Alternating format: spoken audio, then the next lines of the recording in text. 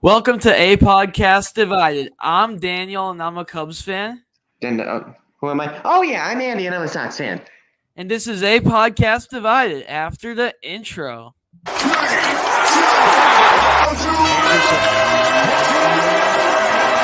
Your Daily Cubs White Sox podcast, the best place for all the baseball debate you need.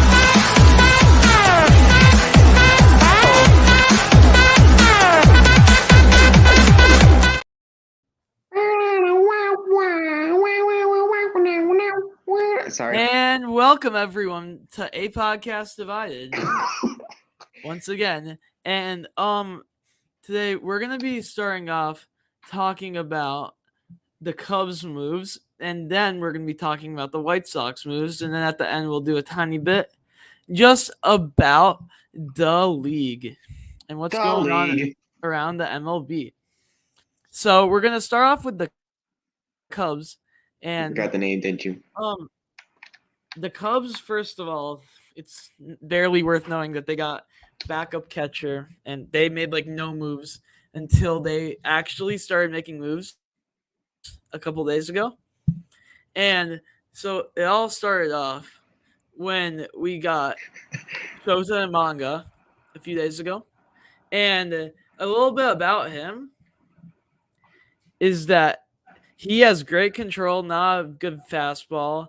And honestly, he was a big target for the Cubs. I mean, Yamamoto was that big guy who everyone was looking for, and everyone was watching him closely. But I mean, besides Yamamoto, coming from Japan, like Imanga was the guy to get.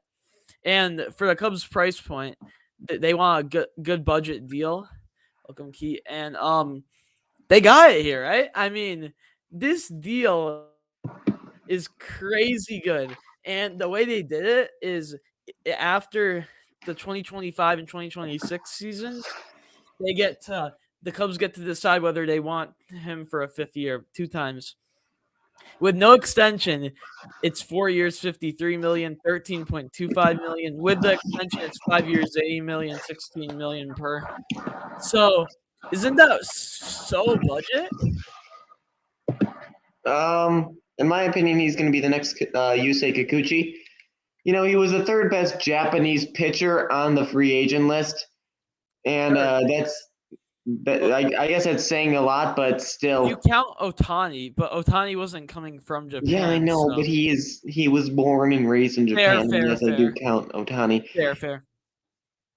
So, yeah, in my opinion, Imanaga is going to become the next Yusei Kikuchi, and we all know that story. Hyped up and didn't really do much in the league with the Blue Jays. I don't even know if he's on the Blue Jays or the Mariners. I think he's still on the Blue Jays. But I'm sure everyone knows that is an overpay for Kikuchi because he's the definition of mid. And I feel like Imanaga is going to be the next Yusei Kikuchi. Well, I mean, you could definitely be right. But, I mean, let me just read some of his numbers from Japan. And I know this is Japan, but, like, still, it's pretty high level. And he was 7-5 last year in 24 games with a 2.66 CRA, 188 strikeouts and 159 innings. I mean, that's some strikeouts, and you have to remember in Japan, it's more of a contact league. Like, that strikeout number might stay the same because of the higher level of competition, but I mean, I think you can expect him to be like mid threes to low 3 like ERA with decent strikeouts, like, and be a very solid second star for the Cubs, because if they were a super rotation, he could be third maybe, but this is not a super rotation. This is a solid one after this signing, though. Definitely opens up a lot of doors, and I don't know if we're gonna get another starter, but I'd focus on the bullpen if I were the Cubs. But a little bit before I talk about the other deal, before we move on to the White Sox, who do we want to get? Well, we have the middle infield. We have a lot of outfield pieces. We have Yan Gomes at catcher, who's gonna get the job done. Not your best catcher, but he's decent. He's getting old. He's got that. He's getting old, so he might decline. But you know, I'm okay with the catcher spot. We need a first and third baseman. Those are two big gaping holes which need to be filled if the Cubs want to be good. And then the outfield, I think we should probably add an outfielder, although that's not the priority. And I'll just talk about him in a little bit later, but Bellinger. And but I'm gonna be talking about him in a little bit. So the first move before I talk about the targets, um the second move that has happened, I believe it was like a day or two after the first Imanaga signing, and it was the Cubs and Dodgers making a trade. The Cubs got Michael Busch, Yency Almonte in a trade in exchange for two young prospects, and they barely gave up anything. Like, I know they gave up some decent prospects, but like their farm system is barely affected with this. And Jackson Ferris and Zahir Hope are their names. So first, let's talk about Jackson Ferris and Zahir Hope are the two players the Cubs gave up. Okay, Very irrelevant. You definitely fleeced the Dodgers there. I can't deny that. Fleeced. And here's the thing, right? Let me tell you about the main guy in a lot of people's opinions, Busch. Although you could say it was Almonte. You see, Busch is the guy who has a high ceiling, most people say. And that's because he's been insane at the minor league AAA level. Issue is he's struggled to bring that really raw power and that raw skill set of being a star in the MLB from the minors to the MLB. And he's only had a little bit of time in the majors so far, just a cup of tea, you could say. But from going consistently hitting over 300 with over 20 home runs in a shorter season, he joined the MLB and he hit 2 home runs and hit 167. So is he a risk? Definitely. He's not been established at the MLB level. He's young though, and his potential is hitting 20, 30 home runs and batting 280 for the Cubs at third or DH. Yeah, because the Cubs, I read they really want him at third. And then you also have to talk about Almonte. Now, he has had some success at the MLB level. In relief in 2022, he had a 1.02 ERA in 33 games. But then last year, that inflated to 5.06 in a larger sample size of 49 games. So who are you going to get? I don't know. So this is why this trade was good for the Cubs, but it could be an amazing fleece, or it could be like maybe the Cubs win by a tiny bit. I'm not sure. But, I mean, it's definitely a smart move because I was talking about the relief pitching too, right? Mm-hmm. Me and Cherry's are the best day podcast about his fans. Okay, so now targets before I move on. I'm going to be wrapping up this up in a minute. But got Cody Bellinger.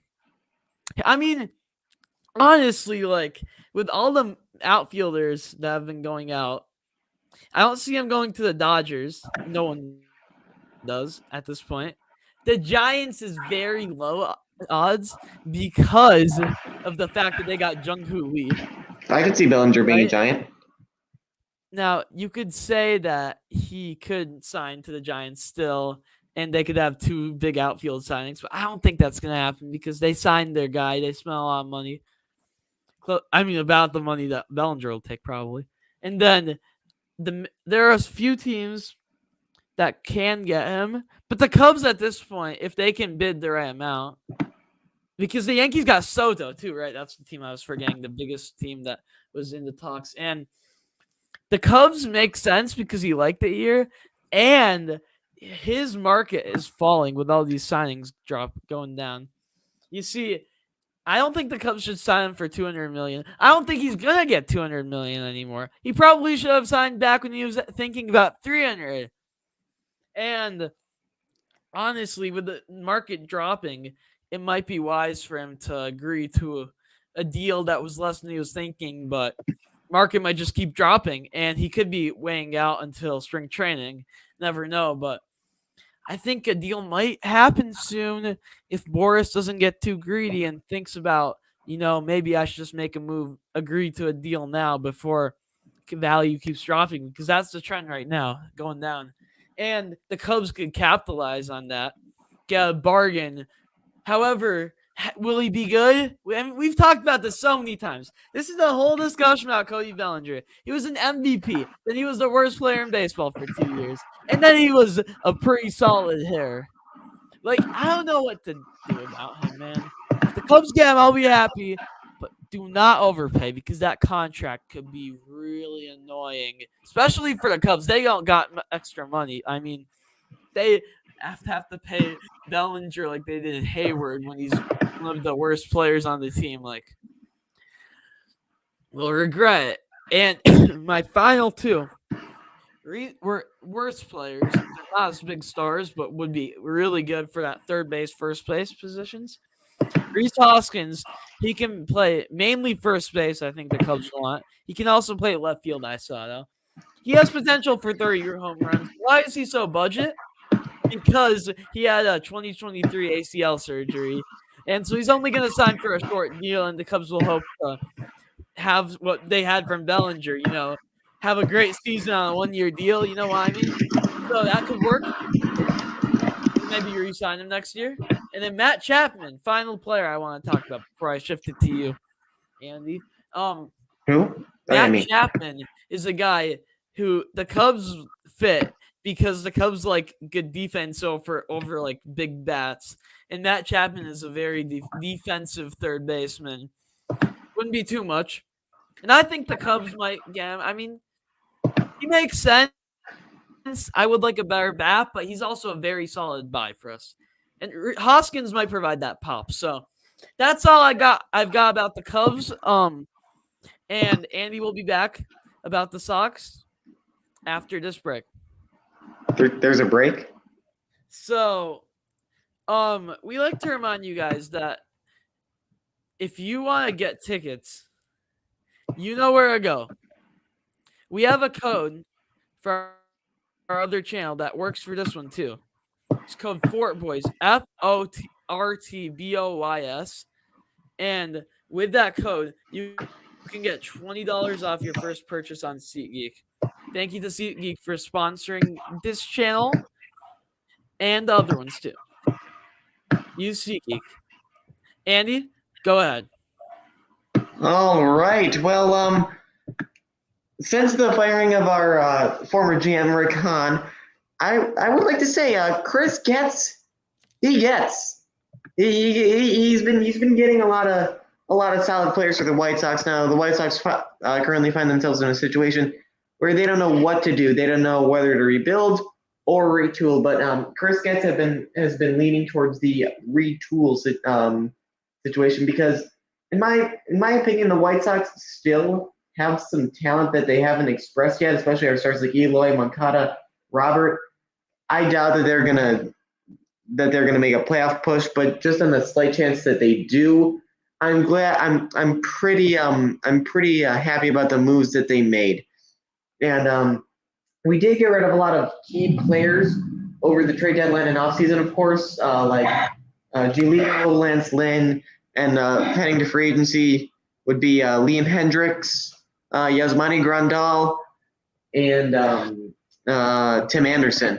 In my opinion, I think we've done a pretty good job in filling in our holes that we've had for a while now, like our middle infield. But first, I'd like to talk about the trade that we made with the Braves. That trade was very, very good for us because we only had to trade one relief pitcher who, by the way, had a 6.79 ERA for the White Sox last season. And, he just was not good. He goes by the name of Aaron Bummer. And boy, was he last year. He was just like the team. He was not very good. But boy, did we get a haul for him because the Braves do find themselves in a place where they do need some relief. So we ended up getting a very, very good package for him. We got starting pitcher Mike Soroka, this already looks like a fleece bummer for Soroka because Soroka can be very, very good if he stays healthy. Another pitcher, Jared Schuster, and Riley Goins, who's also a pitcher. That's not very – it is just like two more pieces because why not? And the second huge piece, Nicky Lopez. who, fun fact, was actually raised in Naperville. So maybe he's a Sox fan. Maybe he's living out the dream, even though this is not a very dream situation he's being forced to be put into. But Nicky Lopez, he is going to most definitely fill in the hole that we have at our middle infield. And also Brandon Shoemake, who is not ready for the MLB yet.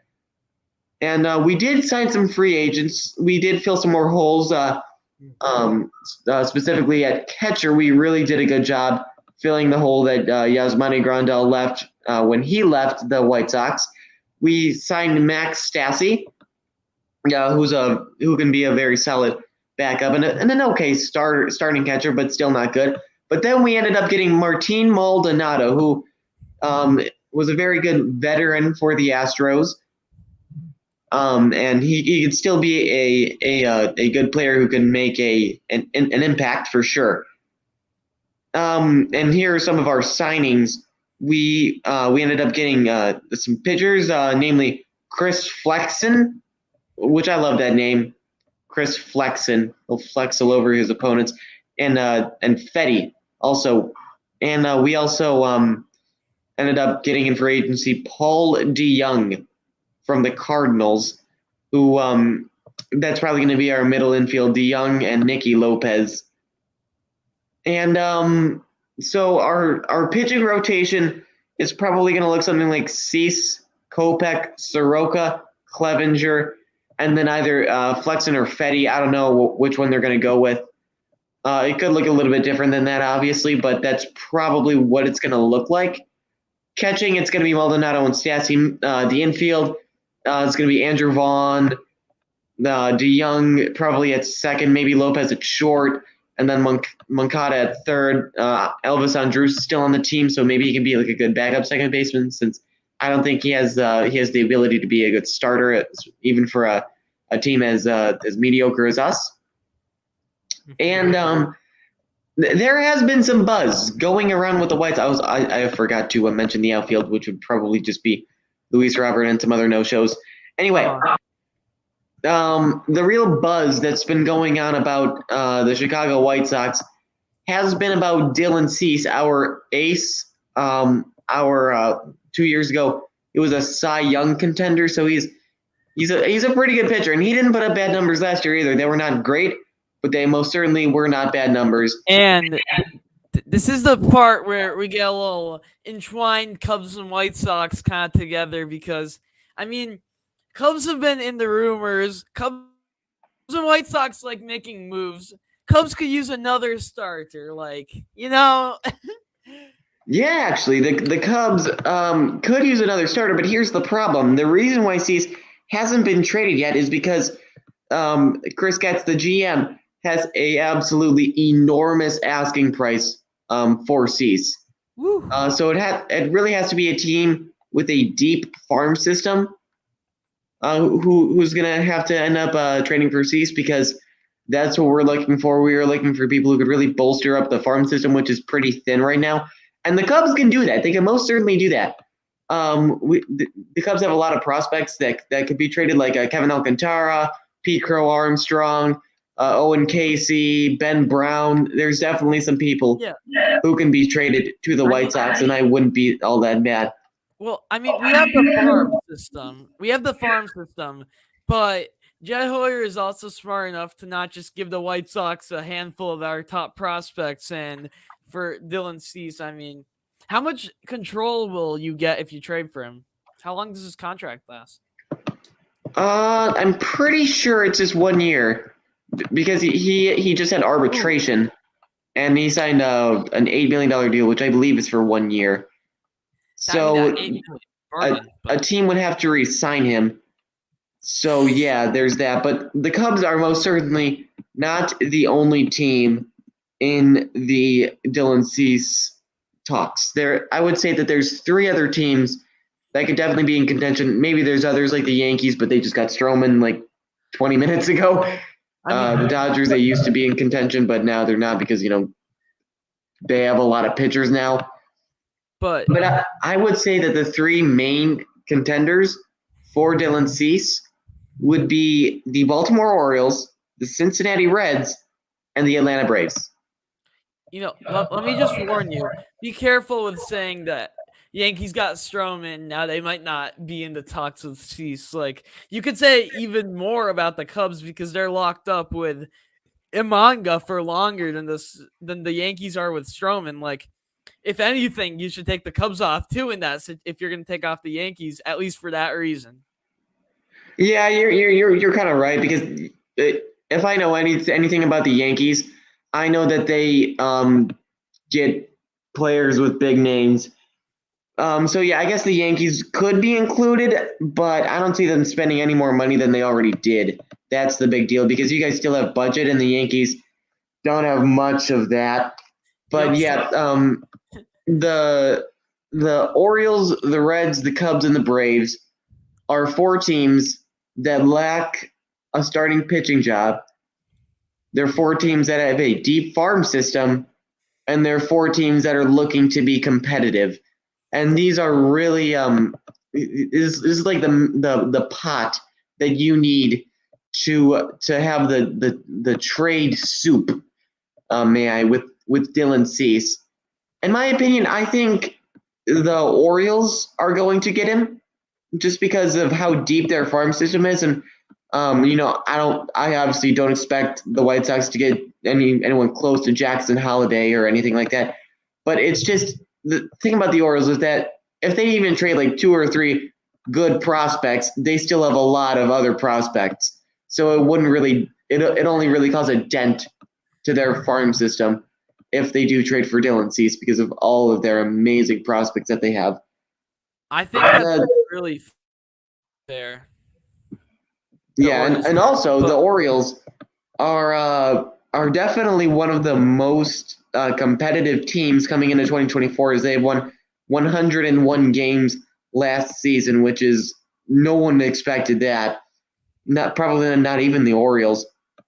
So I think that there will be. I don't even know if there's going to be a trade. I think the White Sox do have a chance at keeping Cease at least until the trade deadline. But if there is one, I would bet my chips on the Orioles. Yeah, honestly, like thinking about like what I want him.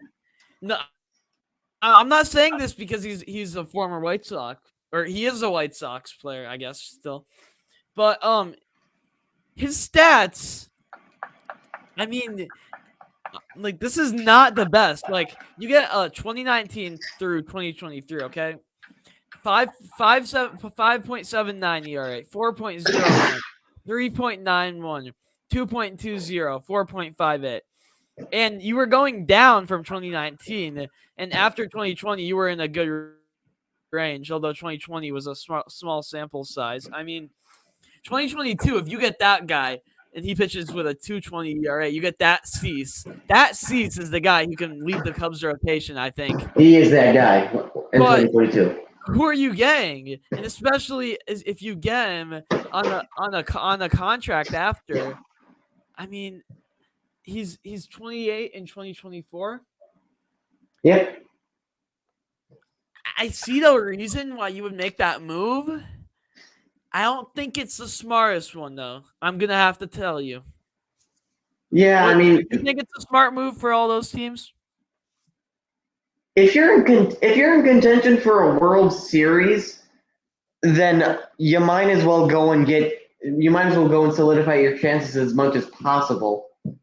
So that's why I think teams like the Reds and the Cubs might not go for him. I think it's, again, going to be a more competitive team like the Orioles and the Braves, who are looking to win now. Even though the Orioles are young, I still think they're in win now mode. So I think Dylan Cease would be a good fit for the Orioles. But the asking price of Chris Getz with Dylan Cease is pretty remarkable, and it drives a lot of teams away. Like even the Reds got driven away, and I'm sure that's why a lot of teams like the Dodgers and the Yankees signed their pitchers already because they got driven away by how crazy the asking price for Cease is. So. Yeah, I mean, I think if you're in win now mode, go for him, but be warned you're gonna have to trade a lot for him. Which as a Sox fan, I'm very glad because I love when we trade one stupid player for a lot of prospects who will be good in the future. And also also time is up, but I just want to say one more thing. I just hope that Chris Getz is good at negotiating, so that we can get as much as possible for a pretty valuable pitcher. Yeah, honestly, my final thing about that White Sox stuff, I don't see the White Sox not winning that trade, honestly. I mean, yeah, me too. Me too.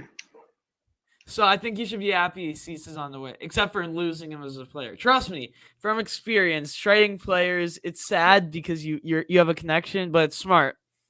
Yeah. But anyways, Andy, I'm gonna wrap up around the MLB for the last few minutes, but been All nice right. having you on. See you soon. Yeah. Wait, should I leave? Yeah. Okay. Bye. Bye. Go Cubs. So guys, we're gonna wrap this up here with just me. And we're gonna do this. So I'm just gonna be talking about some around the MLB. To put it simply. So before we get into that though, another reminder that we are sponsored by SeatGeek and use code 4boys for $20 off on your first purchase. So, final things to talk about around the MLB. It's been going on. On the last episode, bit ago, 4 weeks ago, we saw Shohei Ohtani. We talked about Shohei Ohtani signing. Since then, we also got Yamamoto. And I'm kind of feeling like talking about the Dodgers. Like, you could go a lot of ways, but I am scared as a fan of a team in the National League of the Dodgers. I know they always lose in the playoffs, but to be that good, like on paper, if they had 100 wins last year with their pitching staff injured, I mean, I'm thinking like you add Ohtani, the best player in baseball, maybe baseball history, even though he's not going to pitch, so you have to discredit that. And Yamamoto and healthy guys, the team's all healthy. Could they win I think they could win 120 games and break the win record. Now, that's if everything goes good like it did for the Giants back in 2021. But maybe I think it's more reasonable to say they're gonna win like on a low 90 to 95 games and on the high 110, 105, 110. I think that's fair. Maybe I'll say the range is 90 to 110. Because this team is scary. They've got it all. And they've got all the money too, and that's why they're so annoying. Oh, yeah. At least we made a good trade off of them. But they can make a bad trade. That's the annoying part, right? And it's bad for baseball, honestly, to have teams like this that can exploit the system, that can make bad moves just because they are them. Like, the Dodgers are the Dodgers, right? The Dodgers can do things like this for all of Ohtani's money. Like, the Dodgers can spend extra money on Yamamoto, just pull 300 something million out of their hat just because they want to add another good starter. Like, it's crazy, but that's the situation in the MLB right now. You could say that, and I would agree with you that it would be good for the MLB to work on making it more even. And I think we talked about this early, but we didn't really discuss it. The Yankees signed Marcus Stroman to a 2-year, $37 million deal, and it's pretty hilarious because it's a pretty bad deal. Like, he was wanting a lot more money before, and somehow the Yankees still overpaid him. And the fact that his AAV is higher than Imanga's shows how the Yankees, maybe they think they can afford it more than they can, honestly. Because you look at how much success they had last season. They weren't very good. I don't remember how many wins they got. I'll look that up right now. But let's just say that they were not necessarily a very good team. And I think that they kind of took it too far in the sense that like we can spend too much money and make bad deals just because we'll add more players. Like, let's see here, 82 and 80. They did worse than the Cubs. Okay, like it's just like, why would you make that deal? And how do you overpay for Stroman? Like, I don't want Stroman on the Cubs, and I find it funny to see that that's what happened to him. Like, he's being overpaid in that situation, but the Yankees will overpay, so that's that. Ooh, here we go. More news here. Corbin Burns in the Brewers settled at $15.6375. I don't know why it's getting that specific. $1 million to avoid arbitration. Burns is on track to reach free agency at season's end. So Corbin Burns will probably not be traded. I don't know if that means officially he won't be or if he will probably not be. Looks like he agreed, though, so I think that he probably won't be. And, yeah, I mean, I wasn't sure if the Cubs are actually going to get him, but it looks like it's even more the chances that they will not. So, I think that's pretty much all I got to talk about right now. I mean, we got the arbitration deals going through. We got Steele. We got Cubs. I believe I heard the Cubs got every single player signed without, like, having to go to court. So, good. They're in good connections with all their players still. Everything's still good about that. Got Manga, made the good trade with the Dodgers, managed to scam them a little bit, and that's pretty much it. So, thank you guys so much for watching, and have a good rest of your night. Go Cubs.